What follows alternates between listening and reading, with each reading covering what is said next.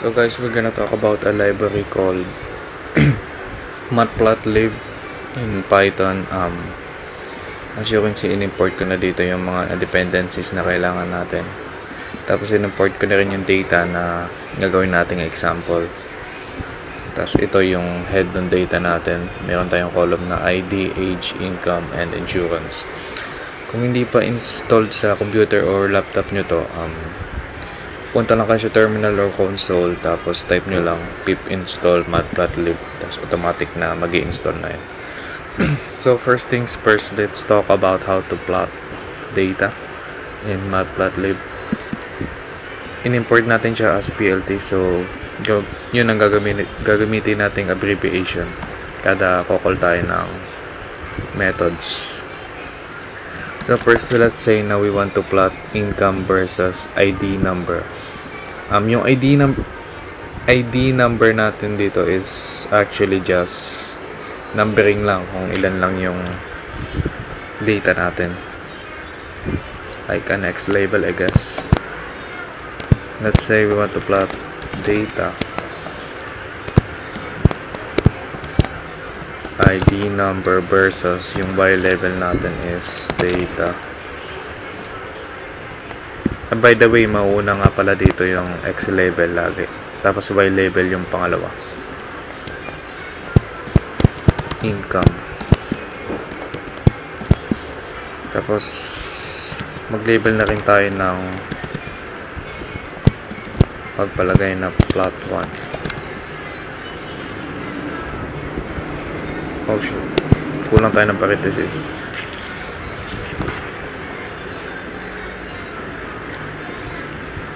Sa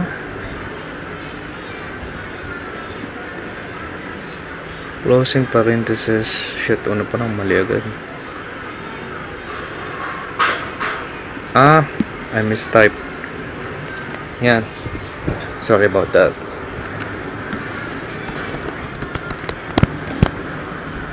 Yung PLT.show is yung ending ng graph natin. We can also add another graph if we want. Data, pagpalagay na ito pa rin yung ating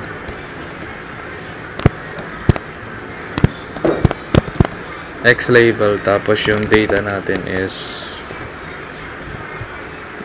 what else? Age. Tapos label is plot 2. Hindi natin close to. I mistyped. So yun, yung age natin is masyadong maliit ng value, kaya nagbumuka siyang line. At dahil kasi yung income natin is masyadong malalaki yung value, nag-range siya between 0 and 80,000. Beyond that, or pwede naman natin baguhin yung tumingin lang tayo dito, tapos hanapin natin yung function na ito nga pala yung documentation ng matplotlib, scale. Tapos yun, pwede nating i-scale yung values ng y value natin sa na default sa y plot on plt.scale y scale, I guess. And then if we want, there's a log func na scale siya logarithmically. Tapos meron pang iba katulad ng linear, yun ata yung normal lang. Tapos same log, I don't know what this is, pero itry natin.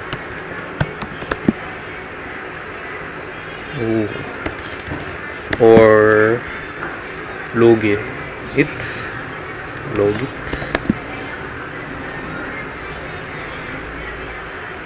I guess iba yung value na kailangan doon. Let's give it log. We can also add titles to our data graph. Let's say title rin. Ayun, tapos Kung di natin alam yung mga function na gagamitin natin, pwede tayong tumingin sa documentation ng Matplotlib. Kasi kung baguhan ka lang, kailangan mo ring mag-aral. We can also scale the x-axis. I don't know what this is. Kinda weird. So that's it about plots, line plots. We can also do scatter plots, I guess.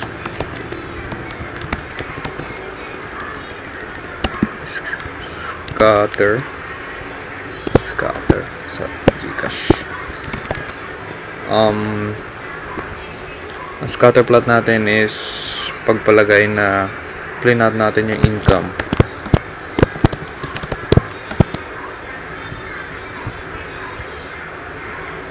Kailangan pala ng this function needs x and y values. Ang provide lang natin is x value, so we need to provide a x value as well. So yun, ito na. What else? We can also do some other plots that is non-conventional, like bar plot. Let's say we want to plot the number of insurance versus ID. So here, ELT dot bar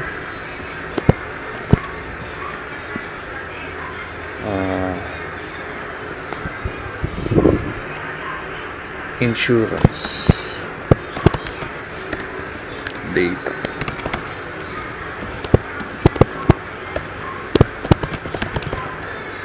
versus yung data natin is yung ID number. So yun, we can see na mas slightly lamang yung no. Tapos what else?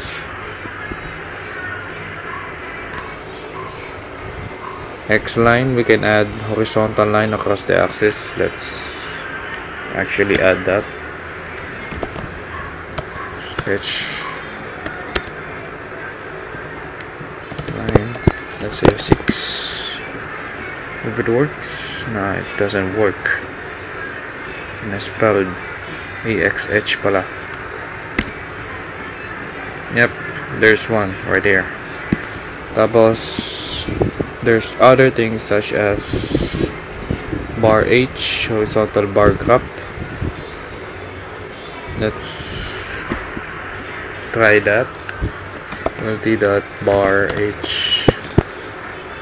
Let's say yung data natin is insurance pa rin kasi wala tayo ibang data. Tingnan natin kung kailangan ng X label.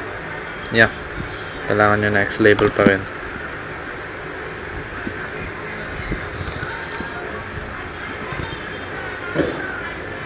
Ayan, di nga lang baliktad pala. Alam nyo naman sa sarili nyo kung baliktad yung graph or nagkakabaliktad yung X or Y. Kaya minor tweaks na lang para mapagana. Yan, horizontal lang siya. What about other things? What are some govern functions in here? I believe there's something called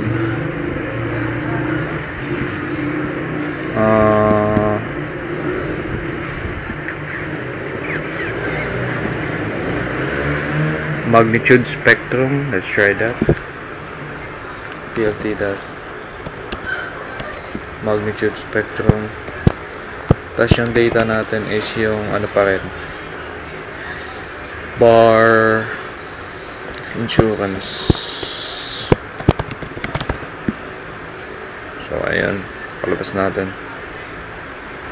Oh shit, what happened? Mali.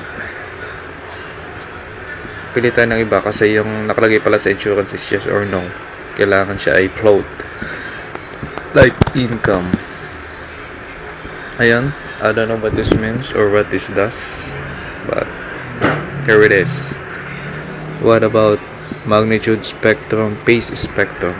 There's another thing.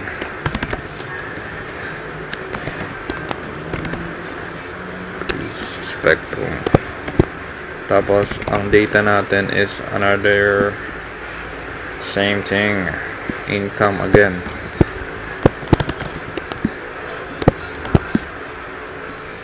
So yun, this is the, I don't know how to interpret this, but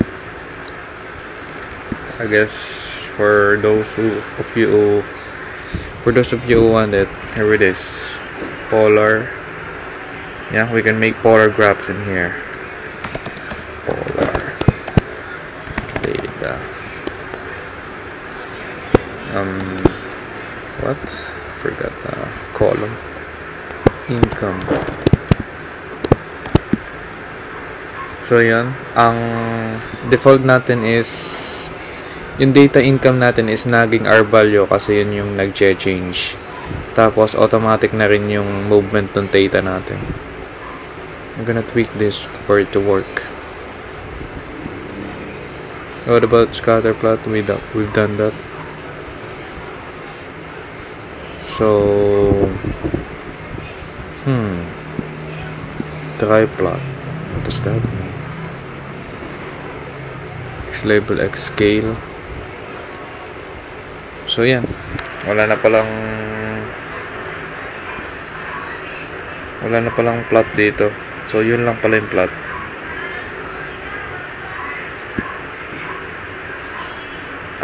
Wait, what about pie plot?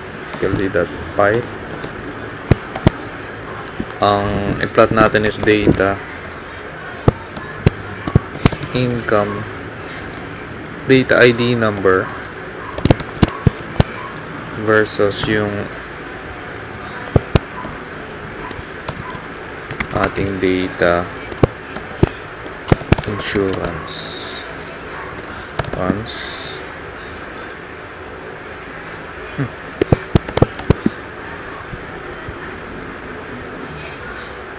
Baliktad. Kailangan pala insurance andito. Tapos yung ID number natin is nasa uli. Oh my god. Oh. Kailangan natin siyang i-separate data.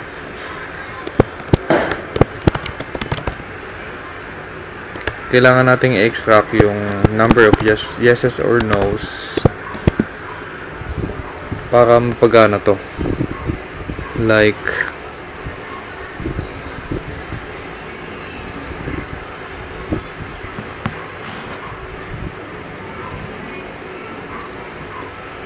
value.count. Let's say we name this count that value. We got this method. Tapos ang X label natin is count. Ang Y label natin is count. Nauna dito yung Y. Tapos yung labels natin is yung count.index, yung mismong extraction ng column name dun sa count na yun. Shit. Injuries.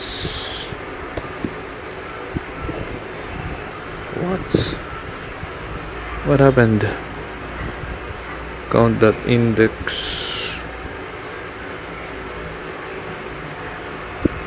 Value.counts. Oh shit. It needs an S. What the fuck? Tapos yan. Ang default na angle natin is 0. So, pwede natin siya baguhin by adding another parameter called start angle ata. Gotta look up to my código.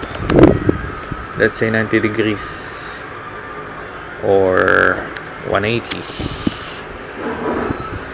or 270. So yun, ang kanyang movement is clockwise. Susundan na lang natin siya. So ayun, yun po yung mga graph sa Matplotlib. So happy New Year everyone. Thank you.